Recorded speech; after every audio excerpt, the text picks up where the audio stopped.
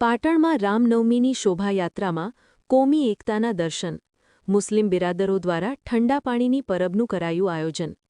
ઐતિહાસિક નગરી પાટણમાં દર વર્ષની જેમ આ વર્ષે પણ મર્યાદા પુરુષોત્તમ ભગવાન શ્રીરામની 39મી ભવ્ય શોભાયાત્રાનું આયોજન કરવામાં આવ્યું હતું। આ પ્રસંગે પાટણની વર્ષો જૂની ગંગા જમની તહેઝીબ અને કોમી એકતાના અનોખા દર્શન થયા હતા। પાટણના વતની અને હાલ સાઉદી અરેબિયા અને દુબઈ સ્થાયી થયેલા ઉમર ખાન રાવમાં ખાસ વતનની આ પરંપરા નિભાવવા 7 સમંદર પારથી પાટણ પધાર્યા હતા। છેલ્લા ઘણા વર્ષોથી સાઉદી અરેબિયામાં રહેતા ઉમર ખાન રાવમાં અને ફિટનેસ કોર્નર જીમ દ્વારા દર વર્ષની જેમ આ વર્ષે પણ શોભાયાત્રાના રૂટ પર નીલમ સિનેમા પાસે ભક્તો માટે ઠંડા પાણીની બોટલો અને પરબનું સુંદર આયોજન કરવામાં આવ્યું હતું। આ પ્રસંગે ઉમર ખાન રાવમાએ જણાવ્યું હતું કે અમે છેલ્લા 14-15 વર્ષથી આ સેવા કાર્ય કરીએ છીએ। પાટણ એક એવી ઐતિહાસિક નગરી છે જ્યાં કોઈ ભેદભાવ નથી। વિશ્વમાં ભલે ગમે ત્યાં યુદ્ધો ચાલતા હોય, પણ ભારત અને પાટણનો આ ભાઈચારો આખા વિશ્વ માટે એક સંદેશ છે। હિન્દુ મુસ્લિમ બિરાદરો હળીમળીને રહે અને એકતા જળવાય તે જ અમારો મુખ્ય હેતુ છે। આ સેવા કેમ્પની મુલાકાત લેતા વિશ્વ હિન્દુ પરિષદના અગ્રણી નીતિનભાઈ વ્યાસે મુસ્લિમ બિરાદરોની આ પહેલને હૃદયપૂર્વક બિરદાવી હતી। તેમણે એક ખૂબ જ ધાર્મિક સંદેશ આપતા જણાવ્યું હતું કે રામ રહીમ અને રામલલ્લાની પરંપરાને નીલમ સિનેમા વિસ્તારમાં મુસ્લિમ બિરાદરો આગળ ધપાવી રહ્યા છે તે આવકારદાયક છે। રામ શબ્દમાં 2 અક્ષર છે અને અલ્લાહ શબ્દમાં પણ 2 અક્ષર છે, અને આ બંનેનો જ્યારે સમન્વય થાય છે ત્યારે ત્રીજો 2 અક્ષરનો શબ્દ બને છે, પ્રેમ। આ સેવા કેમ્પ એ જ પ્રેમ અને સૌહાર્દનું પ્રતીક હોવાનું તેઓએ જણાવ્યું હતું। સાઉદી અરેબિયાથી ખાસ રામનવમી નિમિત્તે સેવા આપવા આવેલા પાટણના વતની ઉમર ખાન રાવમાની આ સેવાને રામ ભક્તોએ પણ બિરદાવી હતી, તો હિન્દુ સંગઠનો અને મુસ્લિમ અગ્રણીઓએ સાથે મળીને ભાઈચારાની મિસાલ કાયમ કરી હતી। પાટણની આ શોભાયાત્રામાં જોડાયેલા શ્રદ્ધાળુઓએ મુસ્લિમ સમાજ દ્વારા કરવામાં આવેલી આ ઉમદા કામગીરીને વધાવી લીધી હતી, અને સમગ્ર શહેરમાં આ ઘટના કોમી એકતાના પ્રતીકરૂપ બની રહી।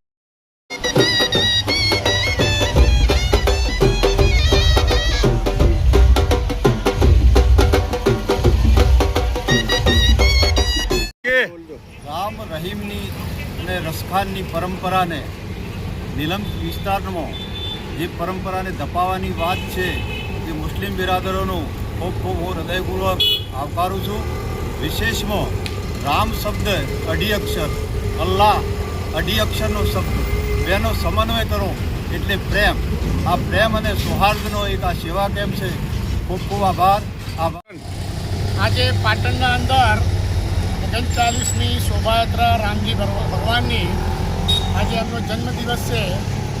જે પ્રત્યે અમે લોકો પાટણ શહેરના અંદર લગભગ 14-15 વર્ષથી અમે લોકો આ પાણીનું આયોજન કરતા રહીએ છીએ, અને આ સંદેશ જે પાટણ અને ગુજરાત અને ભારતનો જે મેસેજ અમે ભાઈચારાનો બધા જ ધર્મના લોકો અમે એક સાથે મળીને બધા જ તહેવારો સાથે કરતા હોઈએ છીએ।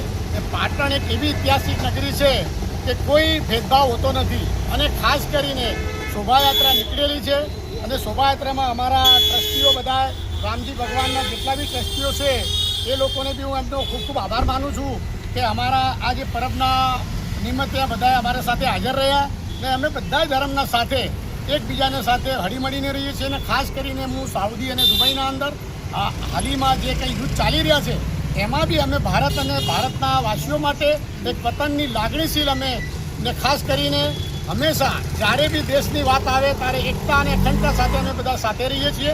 અને ખાસ કરીને ભાઈચારો, હિન્દુ અને મુસ્લિમ ભાઈઓનો ભાઈચારો વધે, આ બધી પ્રવૃત્તિ સાથે લોકોને એક મેસેજ આપવા માગું છું કે આપ સૌ આ વસ્તુને જાણમાં રહી અને આપ એકબીજાના સાથે મળીને હળીને કામ કરવી એવી બધાને મારી નમ્ર વિનંતી છે। જય હિન્દ, જય હિન્દ। આજે આ કાર્યક્રમ પાટણના અંદર ખાસ કરીને એક જે મેસેજ અમે આપવા માંગીએ છીએ કે આ મેસેજ કે ગુજરાત અને ભારતના અંદર જશે ને હંમેશા અમારો ભાઈચારો બન્યો રહે। કે ભગવાન રામની જે શોભાયાત્રાના અંદર બધા અમે લોકો એકબીજાને સાથે મળીને અમે કામ કરીએ છીએ। જય હિન્દ, જય ભારત।